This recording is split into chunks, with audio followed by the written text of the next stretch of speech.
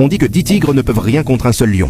Mais comme dit le vieux dicton, le tigre trône au milieu de la salle. Le lion garde la porte d'entrée. Le tigre est vu comme une créature maléfique. Le lion est le symbole de la justice. Pour prouver que le tigre reste le vrai roi des animaux, j'ai rené en tant que tigre gros dans le zoo de Panjihua. Pourtant chaque jour le soigneur ne cesse de me nourrir. Mais moi je ne mange rien. Je fais un régime intensif, tout ça parce que dans 6 mois il y aura une éruption solaire. Tous les êtres vivants muteront en monstres terrifiants. Dans ma vie d'avant, 2 créatures de niveau roi sont apparues dans ce zoo. Un crocodile a muté en dragon des marais du Styx. Un chimpanzé a muté en mandrille abominable. Mais avant que les autres animaux aient eu le temps de muter, ils sont devenus leur proie. Pour espérer sortir vivant d'ici, il faut frapper le premier, donc je dois les tuer avant qu'ils n'aient muté. Sachez que je suis le roi de tous les animaux. Avant leur mutation, ce crocodile et ce chimpanzé ne valent rien, mais un gros problème se dresse devant moi. La nourriture du zoo est trop bonne. Avoir mon allure de roi des animaux tout rond et tout brillant. Je suis sans conteste le tigre le plus gros du secteur des tigres. Il reste 100 jours avant la mutation. À partir d'aujourd'hui, je commence mon régime. 10 heures du matin. Le soigneur Lao Zhang apporte comme d'habitude un grand bac de pilons dans l'enclos des tigres. C'était ma nourriture préférée, grasse et juteuse. D'habitude je finissais tout, mais aujourd'hui pas question. Je détourne la tête. Sans même regarder, l'oso reste figé. Il pousse le bac vers moi pour voir. Je tourne le dos et m'en vais. Bizarre, ce gros tigre n'est pas normal aujourd'hui. Lao sans marmonner s'en va. Je retiens ma salive et je passe à l'action. La cage n'est pas très grande, mais assez pour faire des allers-retours. Je fonce d'un côté à l'autre, puis je fais demi-tour d'un coup sec. Encore et encore. La graisse ballotte sur mon corps. Chaque pas est extrêmement lourd, mais je serre les dents. Quand je suis fatigué, je grimpe à l'arbre artificiel. Je plante mes griffes avant dans le tronc, et je me hisse de force vers le haut. Pour moi maintenant, c'est une vraie torture. Il y a de plus en plus de visiteurs. Regardez ce gros tigre en train de courir. Mon Dieu, il sait même grimper aux arbres. Il veut perdre du poids. Trop mignon? Vite, filmez-le. Je me moque de ce que pensent ces humains. Pendant mes pauses, mon regard franchit les barrières. Je fixe 2 cibles. La première, le crocodile marin du parc des reptiles.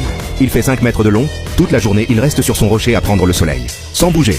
Dans ma vie d'avant, c'était lui qui, après mutation, est devenu le dragon des marais du Styx. Ses écailles étaient dures comme du fer. Il a broyé 3 loups mutants d'un seul coup de gueule. C'est la menace numéro 1 que je dois éliminer. La seconde, le chimpanzé dans le parc des primates. Ne vous fiez pas à son air qui mendie des bananes aux visiteurs. Après mutation, il deviendra un mandrill abominable, d'une force surhumaine, et très intelligent.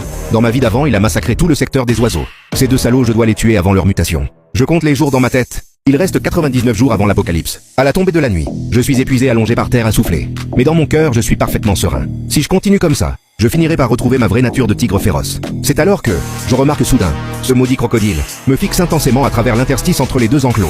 Son regard a quelque chose d'étrange et d'inquiétant. Les 20 jours suivants, je me pousse jusqu'à l'extrême limite. Dès l'aube, je commence mon entraînement. Je passe de 10 à 50 séries d'aller-retour. Pour l'escalade, je passe de la difficulté à faire des tractions sur le tronc. La nourriture que le soigneur m'apporte, je n'en mange qu'un tiers. Je choisis uniquement la viande maigre et les abats. Tous ces bons pilons gras, je les refuse.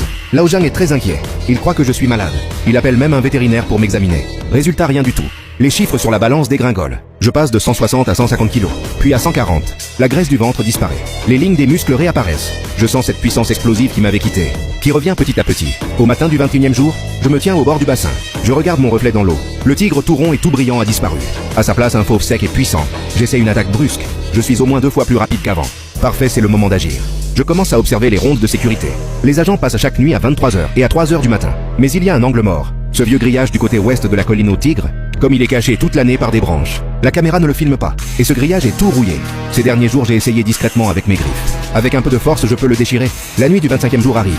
La météo avait raison. La tempête arrive comme prévu. Le tonnerre gronde. Les éclairs blanchissent tout le zoo. Par ce temps, le système de vidéo tombe souvent en panne. Les agents ne vont pas risquer de patrouiller sous la pluie. À 2h du matin, je passe à l'action. Caché par le bruit du tonnerre, je fonce de toutes mes forces contre le grillage. Le fil rouillé cède avec un bruit sec. Je me faufile dehors, la pluie me frappe le dos. Glaciale et piquante. Mais mon sang bout, en suivant le chemin que j'avais repéré. J'évite toutes les caméras, comme une ombre noire je traverse le parc. Direction le parc des reptiles. Le bassin du maudit crocodile est à l'extérieur. À cette heure, il doit être au fond de l'eau à se reposer. Je me glisse dans l'eau sans bruit, l'eau glacée me fait frissonner. Mais je m'y habitue vite. À la lumière des éclairs, j'aperçois la masse imposante. Il est immobile au fond, il faut que ce soit fatal. Je prends une grande inspiration et je plonge. Mes pattes se meuvent dans l'eau. J'approche doucement 3 mètres, 2 mètres, 1 mètre. Au moment où je m'apprête à attaquer, le crocodile ouvre soudain les yeux. Il était déjà réveillé. Pas le temps de réfléchir, je me jette sur lui. Je lui plante les crocs dans la nuque. Le crocodile se débat comme un fou. Sa queue me fouette comme un fouet d'acier. J'ai tellement mal que je manque de lâcher prise. On roule dans l'eau. J'ai les poumons en feu. Mais je sais que je ne dois pas lâcher. C'est ma seule chance. Il essaie de me secouer. Je l'écrase avec mon poids. Il veut remonter à la surface. Je le force à rester en bas. Les souvenirs de ma vie d'avant me disent, aussi féroce soit-il, un crocodile a besoin de respirer. Je peux tenir plus longtemps que lui, c'est mon avantage. 1 minute, 2 minutes, 3 minutes. Le crocodile se débat de moins en moins, puis plus rien. Je lâche les crocs. Je remonte son cadavre à la surface et je reprends mon souffle. La pluie continue de tomber. Le tonnerre gronde encore. Personne n'a rien vu. Avec mes griffes, je laisse des marques sur le crocodile. Je frotte du sang sur les rochers au bord du bassin, pour faire croire qu'il a glissé et s'est tué en sortant de l'eau. Une fois tout cela fait, je repars vite et je regagne mon enclos par le même chemin. Je remets le grillage comme si rien ne s'était passé. Quand je rentre dans ma cage, le jour va bientôt se lever. Je suis trempé jusqu'aux os. Je m'allonge dans un coin et je fais semblant de dormir.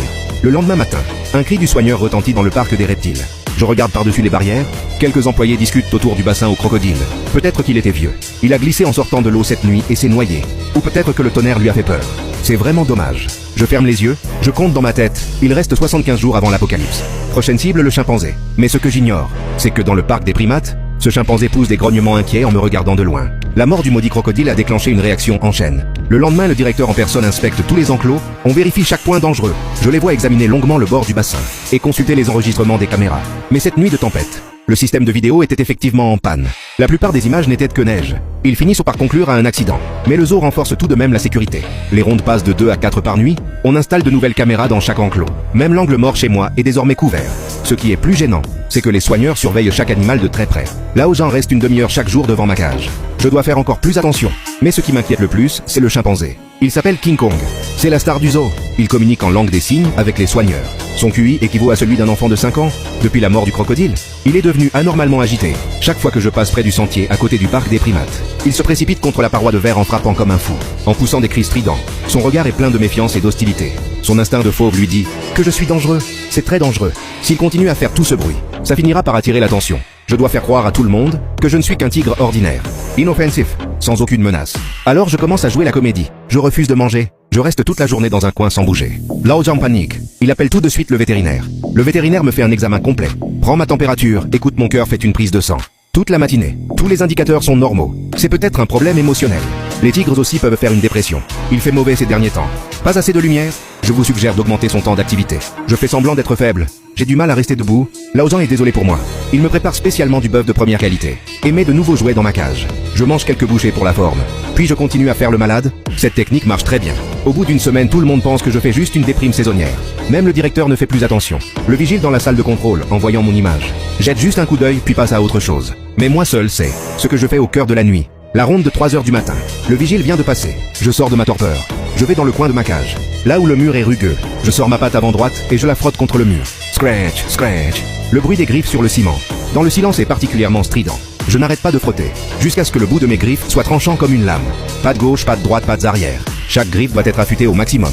Après les griffes, je m'entraîne à attaquer et mordre. Je simule des attaques dans le vide encore et encore. Je calcule le meilleur angle de frappe. Je cherche l'endroit où ma morsure sera la plus meurtrière. Le chimpanzé n'est pas un crocodile. Il est agile, puissant et intelligent. Je dois le tuer d'un seul coup, sans lui laisser la moindre chance de riposter. Je fais le malade le jour et je m'entraîne la nuit. Je me pousse jusqu'à l'extrême limite. Il reste 60 jours avant l'apocalypse. Ce soir-là, comme d'habitude, je fais le mort dans ma cage. Soudain, j'entends une agitation du côté du parc des primates.